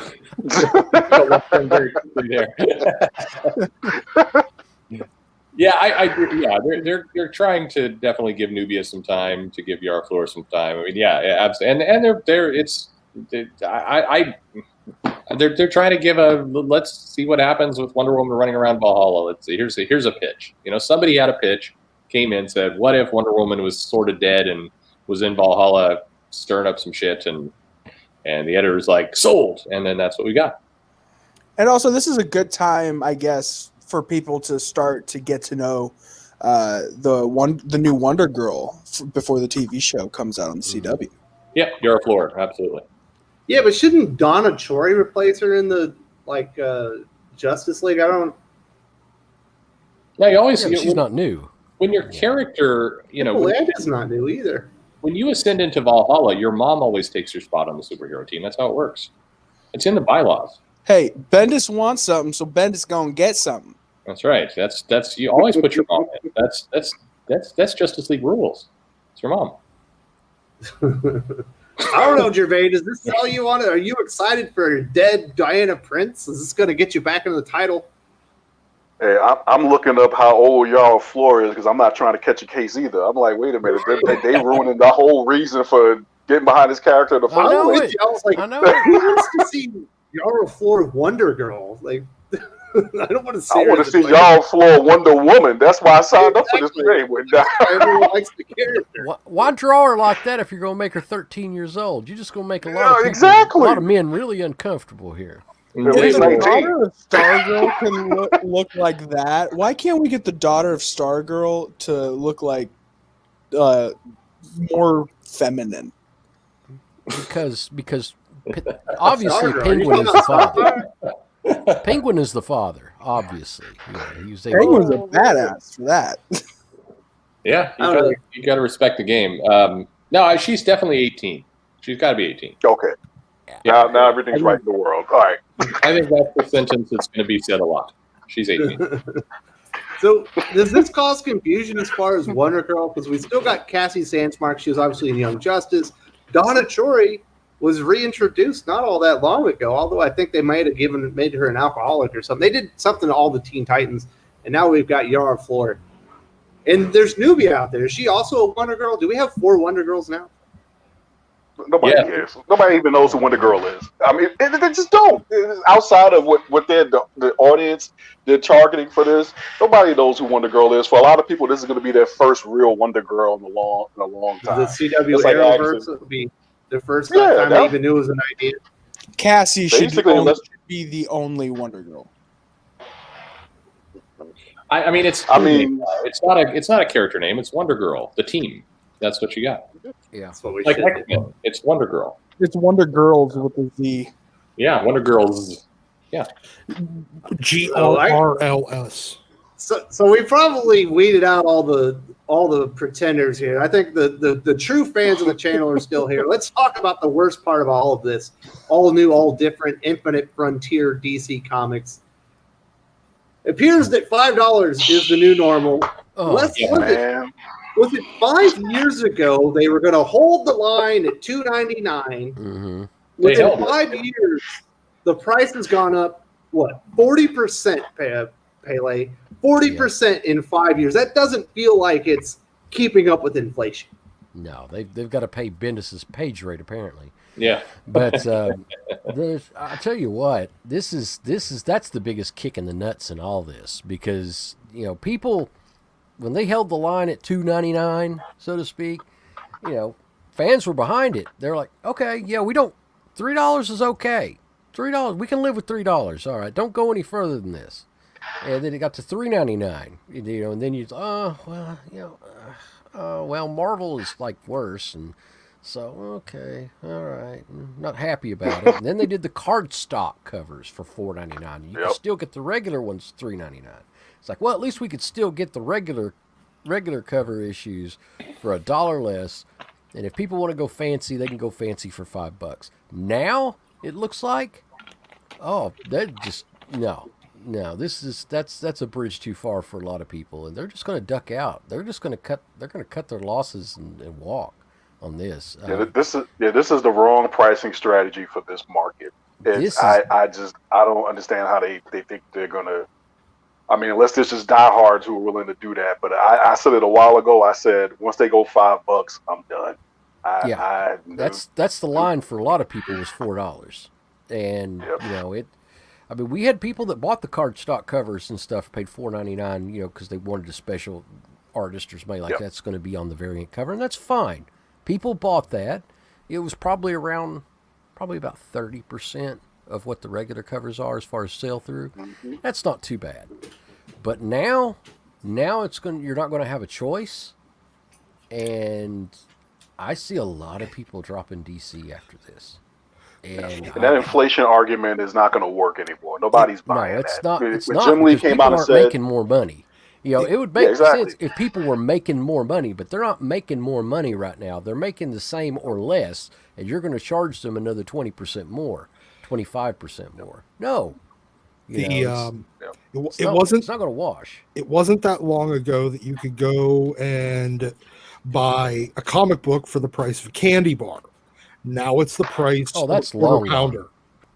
Yeah, that's long gone now. You can now it's the price of a Big Mac. Goodbye. It's more than the price of a Big Mac here. That's kind of crazy. So, I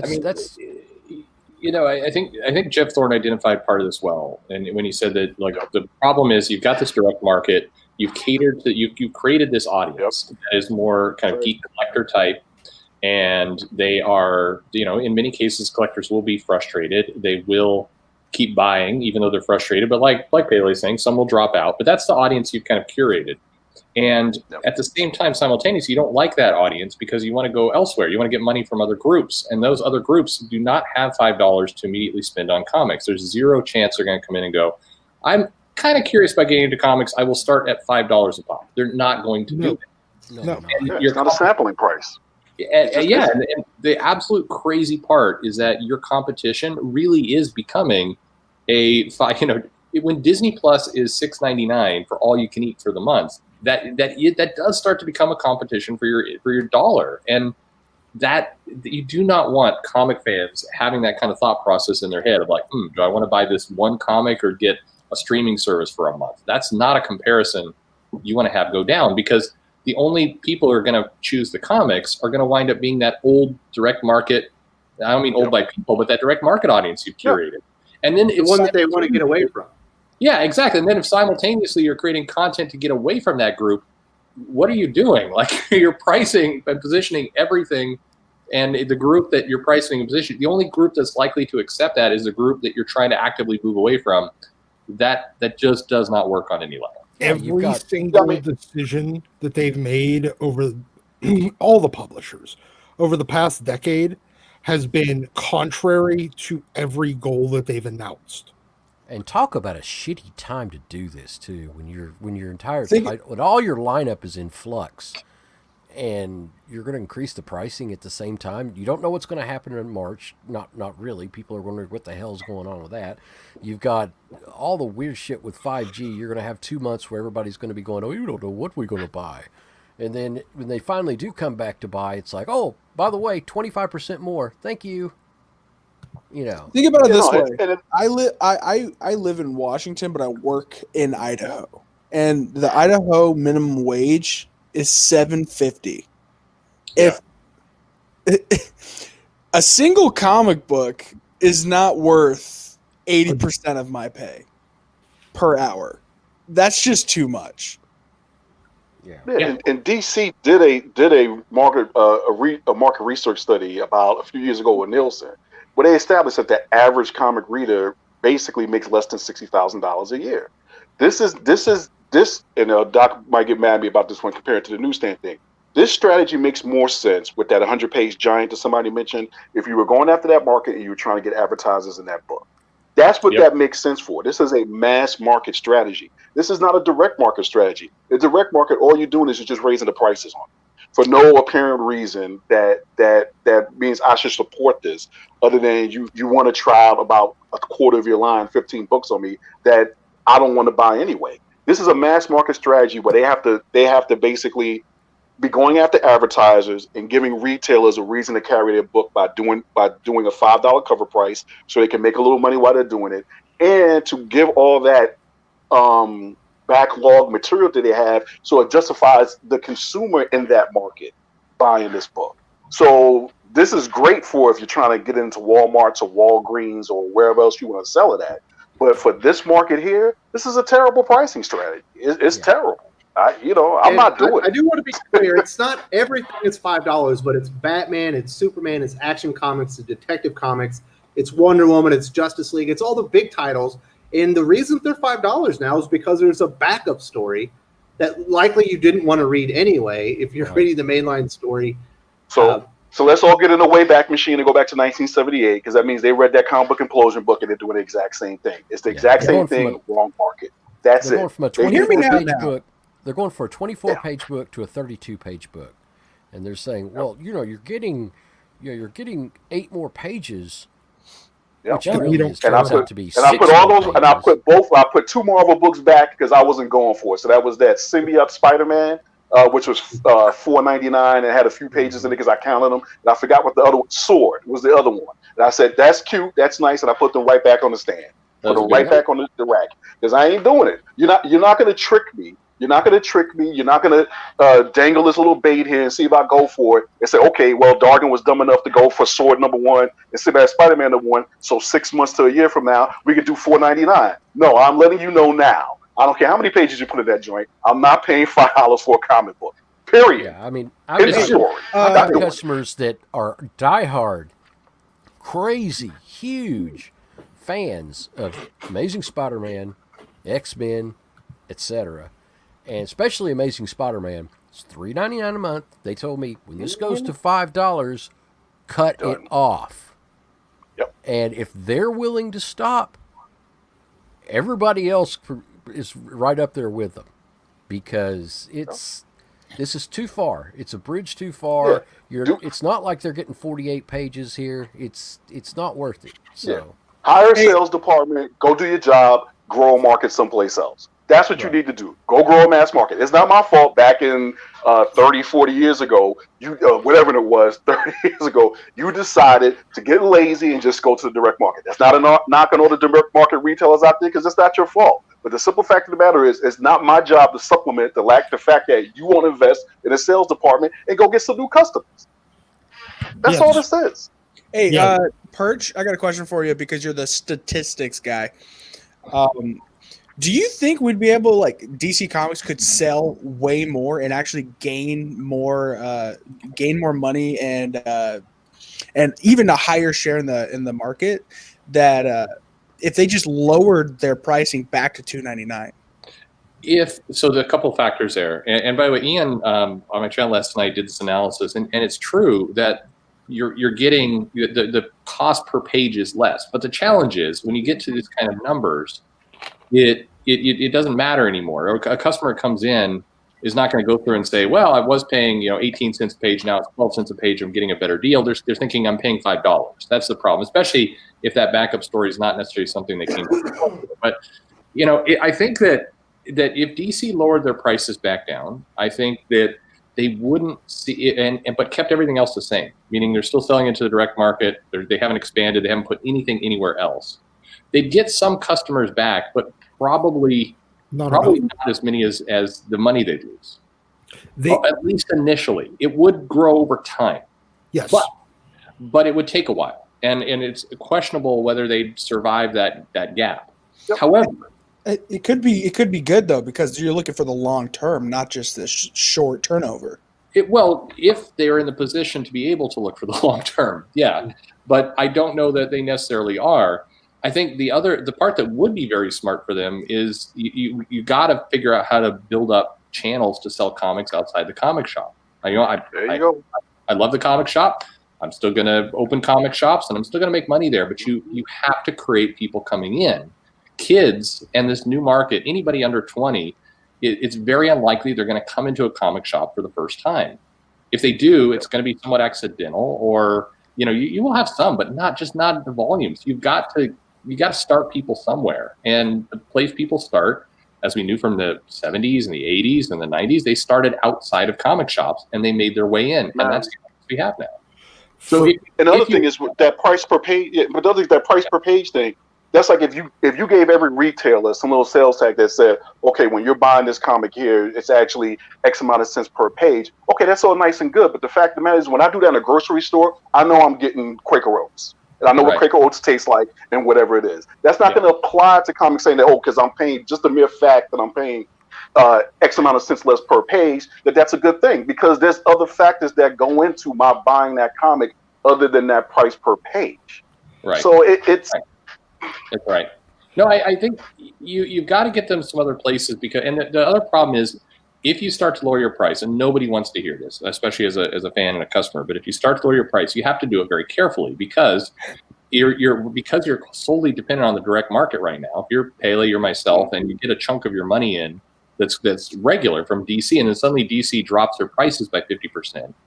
The comic shop has to immediately make up that money as well. They're relying on that money to pay rent. So you have to ease the price back down. Once Ash made a comment in the chat. He's absolutely right. Once you take the price up, it's very hard to take it back down again, unless you change the dynamic in some way. And the goldfish grows to fill the tank. Yes, right? Yes, exactly. You can't just take this goldfish that's grown to fill this tank and then dump him into a tank that's 10 gallons less. It's not going to work. You're going to have part of the fish sitting, flopped outside of it, and your fish is going to die. And it's the same damn thing with the way that the retail market works. You can go one way, but you can't go the other. So absolutely, you essentially, for every 25% that you were to lower prices, you would have to increase your volume of sales by Right. about 100%. It's You would it's essentially need to double. that's the kind of dynamic you're looking at. So the way this works, and there is a way this works, is figure out places that you can sell comics outside of the direct market that can feed people into the direct market. Put price of things. The Walmart experiment was not a bad plan. It just, you need to expand a lot. Keep doing that. Put digests in supermarkets. Do that kind of thing. Because the funny thing is there are people who are doing this, and those people are Scholastic. It's not Marvel and DC. Yep. So all these comics, they're getting hooked on a completely different universe, and Marvel and DC just kind of has to hope that as they get older, they'll be like, I think I'll do Superman. That's a terrible business strategy. Yeah, that's why I'm buying Rain and Tellmeyer books for my daughter now. I'll shut up here. But some people in the chat have been asking questions about Daniel Cherry. We addressed that earlier, but maybe we could wrap up toward the end about him. So I promise. I've seen that question come by like 4 or 5 times. I promise we can get to it. But I was talking to another store owner, and one of the things that I came up with, and I thought was a reasonable idea, is we go back to newsprint.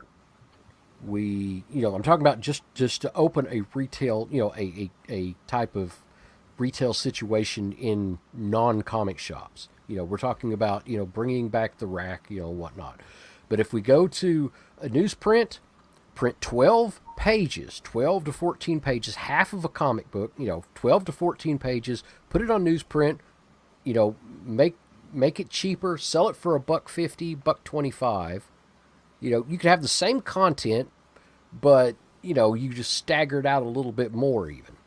And just trying to spitball ideas like that. But the problem with that is that, comics are not written for, the problem with a digest or something like that is the comics are written to fill 24, 32 pages or whatever they are. And chopping them up or making the different, repackaging like that, just you have problems. You run into a lot of problems with that. So. Yeah, but it's like the DC what they're doing with the dollar comics now with the Batman Adventures, which is a great idea. I get it. It's in the wrong place. Yes. Why are you putting it in the direct market store where I already own that entire collection already? Yeah. I talk about that collection, but it's in the wrong place. This is why I'm urging Perch to do a marketing series running through the lens of the comics industry and using some of these initiatives, particularly New 52, as a case study. Because it's like New 52 had the product and the promotion right, but the price and the place were just off. It was just off. It's like, guys, I'm with Perch. At some point, you have to set up feeders. You have to set up feeder channels to capture those new guys, because it's how every last one of us did it. Either you were at a book sale at your school, you were in a dentist's office, you had a cousin, whatever it is, you got hooked, and then when you got disposable income, you found a direct store, and the circle of life continues. But the way they're doing this now...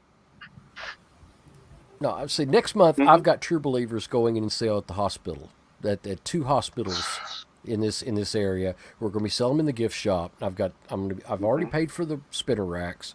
We're going to load True Believers in there. It's 250 comics per spinner, and that's not a lot of money really to invest to get a little bit more readers, to get some more readership. But they're excited to get them in. I've already talked with the product manager as far as for the hospital but I'm willing to invest that. Maybe other shops will too, but Marvel should be doing that, not retailers. Exactly. But I'm willing to go into this if maybe each shop needs to go out and needs to adopt a hospital. Maybe adopt a pair of hospitals or something like that, a hospital chain or something like that, and say we're going to put the comic books in the gift shops. And True Believers, you put one rack in. You're going to be talking about an outlay initially of about that costs probably $200. That counts for the rack plus the comics in it. And you're going to have to refill it, but you don't have to pull them every month. They're perennial evergreen titles, because that's the way True Believers are. And, maybe everybody needs to do that. We need to stop asking for Marvel to fix this shit, because Marvel and DC are idiots. They don't know what they're doing as far as, the wider market. Just they don't have the ambition to actually go out and do this. Maybe we just need to.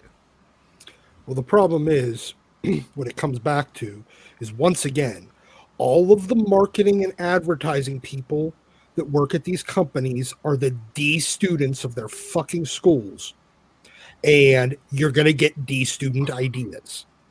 Yeah. So Perch, we do have Funny Business. He is a comic book retail owner. He's expressed concerns. He contacted DC directly and said, hey, what's the returnability? We know Future State is returnable. And they said, no, there's not going to be returnability because the response to all new, all different, Infinite Frontier, whatever you want to call it, DC Comics has been positive on Twitter. Is that the impression you got, that people just told them that this is what they wanted? Maybe. Yeah, I mean, a lot to unpack there. I mean, first off, a lot of the people that are picking up the phones or email or answering emails and stuff from DC are very low level, and I mean, who even knows where that perspective from them is coming from? But yeah, they right now both Marvel and DC are gauging a lot off of what people say on Twitter, which is pretty nuts because it's kind of the person who screams loudest. I mean, this is something that Jeff said the other day. It's like, you can't take this stuff seriously because it's people who scream loudest tend to fill up the airtime, and yeah, that's a problem. So it's kind of sad in a way that this was a response. I'm not surprised they're not offering returnability. I mean, you look at their line and what they're coming out with and the marketing. I mean, they're going to say, this is our line, get behind it. This is what we've got. We've consulted with, Scott Snyder, and he's helped architect all this. And, you guys got to be in. So be in. And I think, so I'm not surprised by any of this. Now, I think it's a terrible idea. I think you want to, reestablish yourself with both retailers and with customers. You want to send a message of, we're so confident in this direction, we're offering returnability, because that's the biggest thing right now returnability gives to shops. Most shops are not over ordering by hundreds of copies. We're not in the 90s anymore. So it's not as much, I mean, it's almost more symbolic than anything else. I'm not saying returnability is bad. It's just people are adjusted their orders accordingly in a lot of cases. But the message that's saying we're offering returnability, the message that sends is, we are so confident in our product, we're willing to take the risk with you. You should go in on that. And that's important. That would be a smart thing for them to do right now. Yeah, but to that point, Perch, but that's the whole point of the direct market. That's why DC and Marvel, for lack of a better word, retreated to the direct market in the first place. The elimination of risk, not the mitigation, the elimination of risk. That's the whole point of non-returnability. So when the market adjusts and says, look, I'm only going to do X amount of copies of this, returnability, like you said, almost becomes symbolic or irrelevant, because it's like you're not taking a risk. You're just saying, oh, we're doing this, and we all know that we're just saying this to say it as a PR move, but it's not actually doing anything to grow the market. Returnability is something that has to be done in the mass market so people can put it out there. Oh, that's sold. Okay, I didn't do on 2, 3's low. Let me make sure I get enough in for 4 and 5 and see if I can get more of these ones. But they don't want to take that risk. So Pele, and Pele, I'm going to keep in touch with you because I want to hear how this hospital plan works out, because that's very similar to what we're looking at animated concepts. But the thing, I agree with Pele on this, Marvel and DC should be doing this, or at the very least, subsidizing the efforts of retailers like Pele, who are trying to get their product out there in front of the masses to grow this thing. Agreed. Well, I mean, look, Marvel and DC have the capability, in theory. Now, they don't have people just hanging around the office forever. But they have, in theory, the capability to help. I mean, it's great the retailers are doing this one-off efforts, and to keep their business alive, they have to. But imagine the scale of Marvel or DC putting together a program to say, hey, here's something for the hospital. It's boxed up for you. It's packaged. And by the way, we've gone ahead and done an outreach program to all these hospitals with our name behind it. So when you go in to convince them, it's not Pele having to say, hey, trust me. It's like, hey, here's Marvel, a company who you can trust this program. It would open doors, it would make it faster, and would allow it to scale. And yeah, absolutely they need to be doing that. But, it is good. None of this is shade on Bailey. He's smart for running his business this way. This is exactly what retailers should be doing. It's just to solve this problem for the industry as a whole, you got to have 2,000 Pele's out there. So in other words, you got to have Marvel or DC doing it. It's people wonder why hospitals, because kids get sick. When they're in the hospital, what do they have to do? It's awesome because the mom or daughter, the mom or sister or grandmother, whoever goes down, there's I need something for my kid to do. grabs a stack of these dollar comics, goes up to there and says, "Oh, here's 20 comics for Johnny until he, he's going to be in for a week with the measles." Bam, that's $20. Then you got a reader for life. You got a comic fan for life right then. And that's that easy. It's that easy to do. And why they don't do it, and I've pitched this idea to them half a dozen times, and it's like, oh, that's interesting. Okay. Well, you guys, I mean, I've talked about how much I fucking spend on comics. Reason why I'm a comic reader is because I broke my head when I was like 7. Yep. And I was in the hospital for like a month. Yep. So, my dad has always been a comic fan. My dad was a comic fan. He started reading comics because he got the mumps. He was 6, 7 years old. He started getting Superman comics from his aunt, my great aunt. And I got into the comics not because my dad's was crazy with him, because I got the chicken pox when I was 6 years old. And I started reading his old comic books. And it happens. That is like, it's amazing how often that happens, and illness brings you into something like this, or that just some circumstance that you're into, and you find out about the great entertainment portability of comics, and it's people need to have something available to them that they don't just whip out their phone, or they don't just whip out a tablet, and they start consuming other content. Get them into paper. It's that easy, but these companies have forgotten how people catch the bug for comics. Yep. And I think that's what it all comes down to. They've forgotten how people get attached to them. But that's their direct market. When they flipped over to this, they effectively said, we don't have to care anymore. It's somebody else's problem. Yep. And that's a terrible decision, but that's where the head went. Yep. True.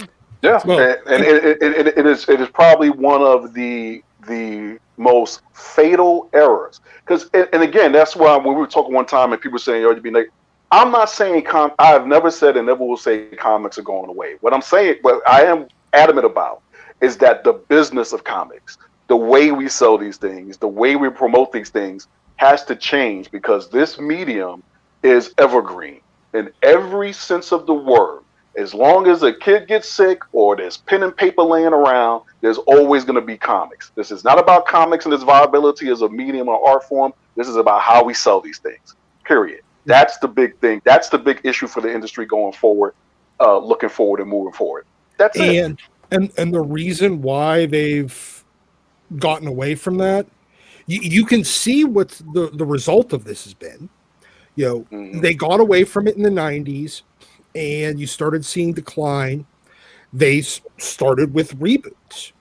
And then every few years, the reboots have become more and more and more and more frequent. Yep. To the point where they're getting to the point where you're lucky you get 6 to 12 issues out of a comic before it gets rebooted. It's the law of diminishing returns in action. We've been watching it for 25 years.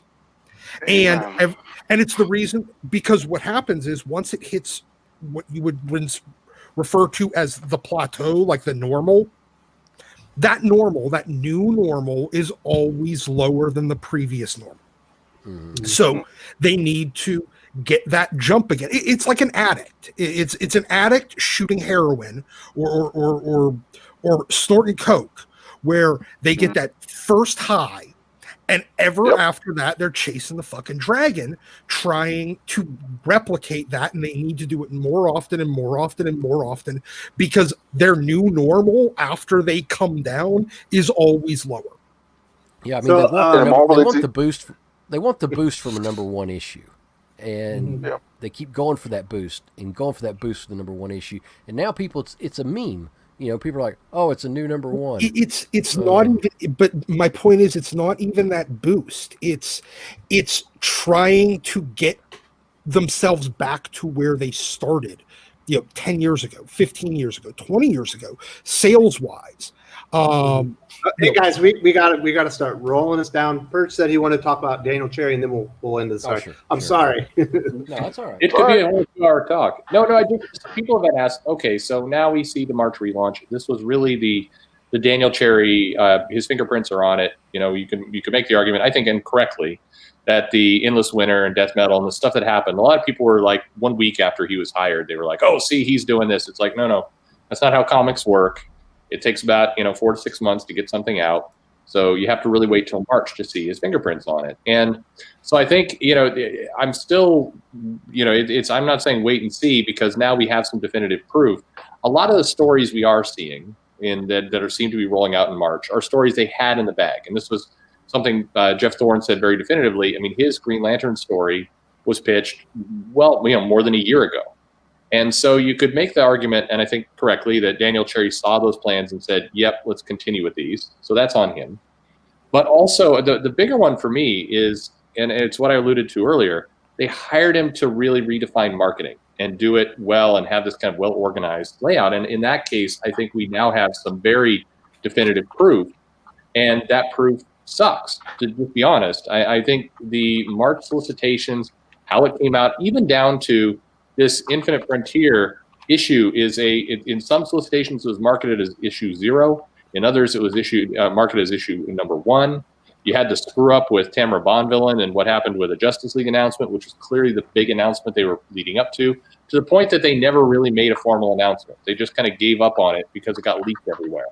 And so in that respect, that is Cherry's domain.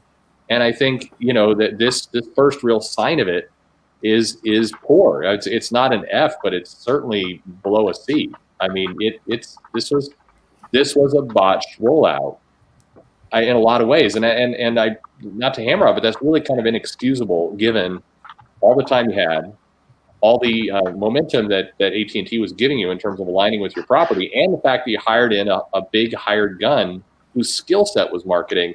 It really had to be better than this, and I think that's my definite frustration, and so there's still more evidence to be seen, but that's not a good start. If Daniel Cherry is a marketing genius, he did that on purpose, without a doubt. He did that on purpose.